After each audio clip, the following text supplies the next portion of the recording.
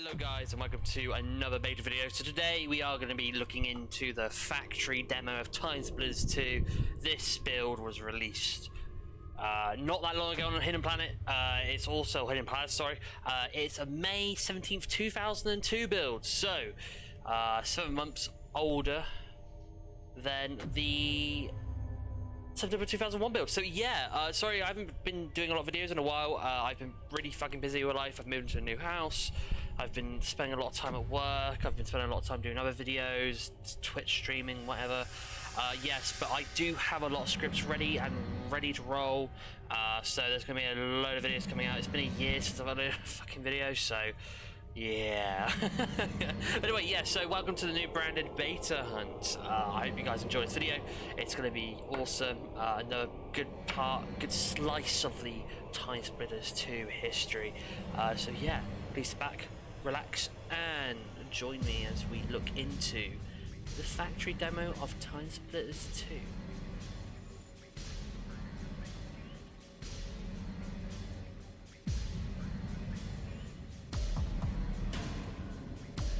So anyway, yeah, so like I was saying, this build is of the May 17th 2002. It has been released on Hidden Palace. Thank you for the people who dumped this, but not only that, who bought it, but not only that, who released it on Hidden Palace. The link to it can be found in the description, so go check it out. And all you need is the PlayStation 2 emulator that I'm using, a PCSX 2. Get the latest version. It's really worth your time. You can play this like the other builds that I've covered in this channel as well, including that Timesplitters Future Perfect preview build that we covered a while back. So this is a very interesting demo because it does have a few similar aspects to what Timesplitters 1 does, but not only that though, but it just is different compared to the final build for unique reasons, so to say. So this wasn't actually a demo release to the public. This was a demo release to journalists, magazine reviewers, and just people in general that were reviewing games in search of companies and journals and whatever. I believe there's also speculation that it was also shown behind closed doors at E3, at game shows and stuff like that. I don't know how true that is, but I did get that information from a Discord group that takes a look at a lot of Timesplitters beta content, so I'll put that link in the description as well. So yeah, so where do we begin with this demo? Well, so obviously it's the only level that there is in the game, which is the factory level, the robot factory level. There's nothing else to it. There's no arcade, there's no other missions, there's no arcade league, there's nothing else except for the factory level. So yeah, so it's very small, but also very unique in itself. So anyway, yeah, so if you look at the briefing of the mission, what's unique about this build is that the briefing is far more dark than what the final build is. The demo build says that the dark machinist child is actually a dark cyborphan child, or cyborphan child, and the reason why he has activated the factory is to exact his revenge on his parents' death. Now this is extremely different to the retail version. The retail version is a lot more PG. Basically, he just activates the robot factory to exact his revenge. To exact his revenge on what? Who knows? I believe it was to do with the machine wars, but there was no mention at all in the final build of the his parents dying and him exacting his revenge on his parents. So there you go. So a lot more smaller than the retail build as well, but a lot darker. So let's get into the actual gameplay itself.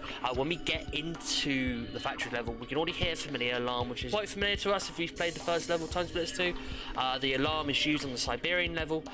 This would then later be replaced by a more original alarm to the level itself.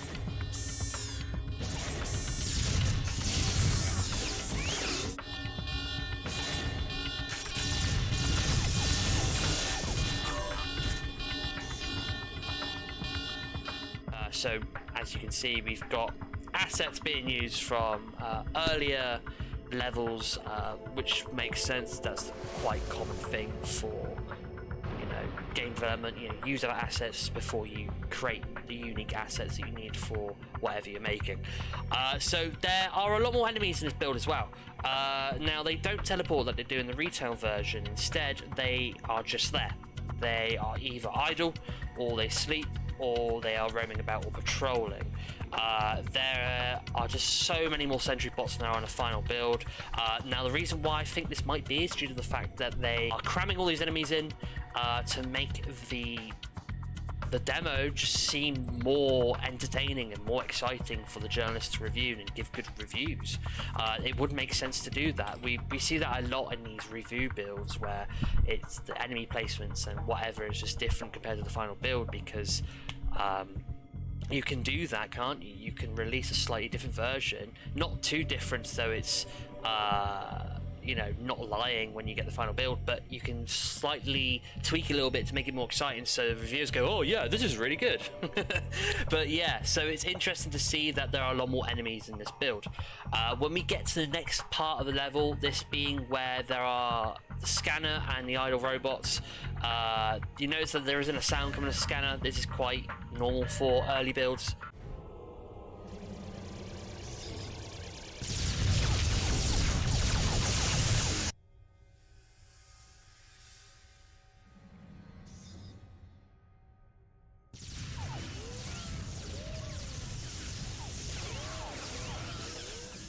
But not only that though, we also, when we get to the room where there is the, where we have to pull the lever and put the sentry gun through the, you know, the fucking force field and all that shit, we notice there's a lot more idle bots as well.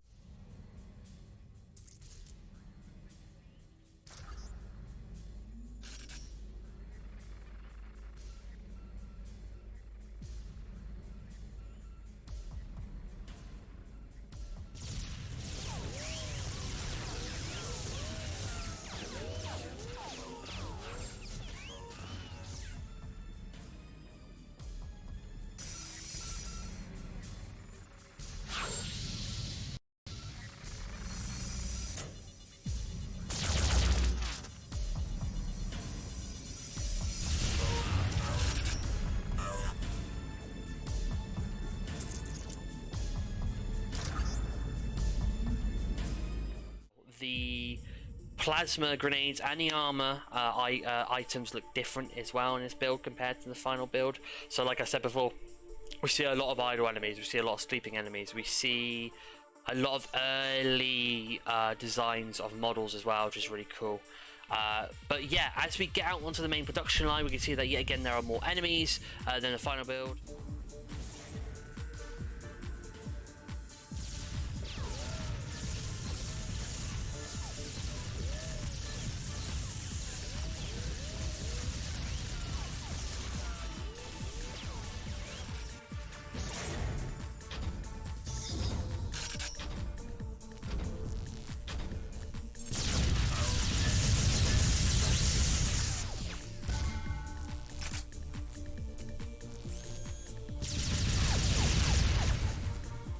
What's interesting about the this build as well is that they probably didn't have the teleporting mage yet, like you see in the retail build.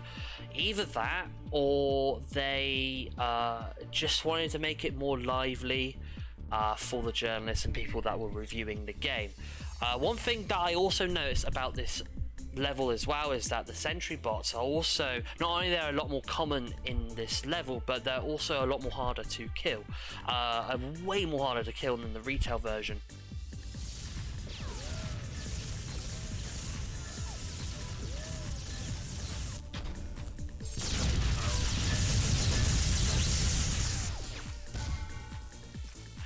Which is really weird. I believe that, I don't know, this is to just put more fluff into the level in the demo, but if you compare the retail version compared to the beta version or this build's version, and they're on the same level, there's only one level you can have on this demo unless you use like game cheats and stuff like that, not a cheat engine, but game shark codes and shit like that. But if you, I think the level's easy, I think, for this demo build compared to the final build.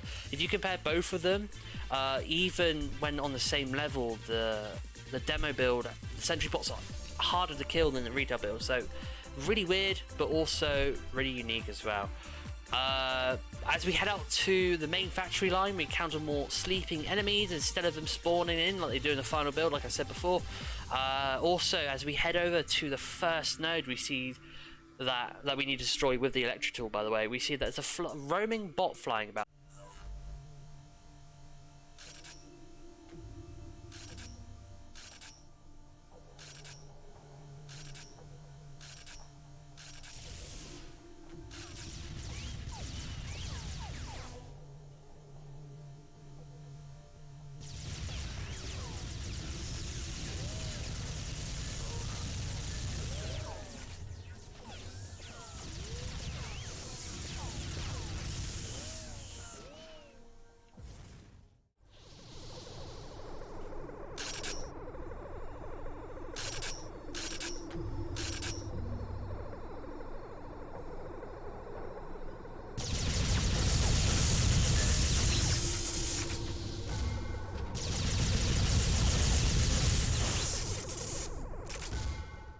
Now these bots usually come out of these little canister things. Now this is the only instance where you see a roaming flying bot, and you do not see it in a final build, so that is really fucking cool to see. But not only that though, but there are fucking loads of enemies, like absolutely loads of sleeping enemies. Not only that though, but there's also, on a different note, the plasma auto rifle, the energy bar or the cooldown bar is slightly more basic than what the final build is. This is to be expected in most earlier builds of games, because obviously they give out a more simpler thing and then redesign it later on before they have to release the game. Now what's really interesting about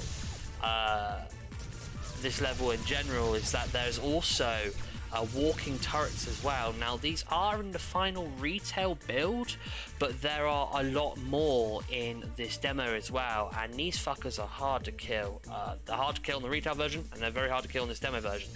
But not only that though, but after we destroy the nodes and we finally get to the crystal, which isn't actually in the boss or in the machine, it's actually just outside of the room where you go to meet the boss. There isn't that huge wave of enemies that come. Instead, there's only a few little bots that come after you destroy on the nodes, which is really weird. But not only that though, but a big difference to this build compared to the final build is that the crystal that you usually get, which is green in the retail version, is actually fat and it's red.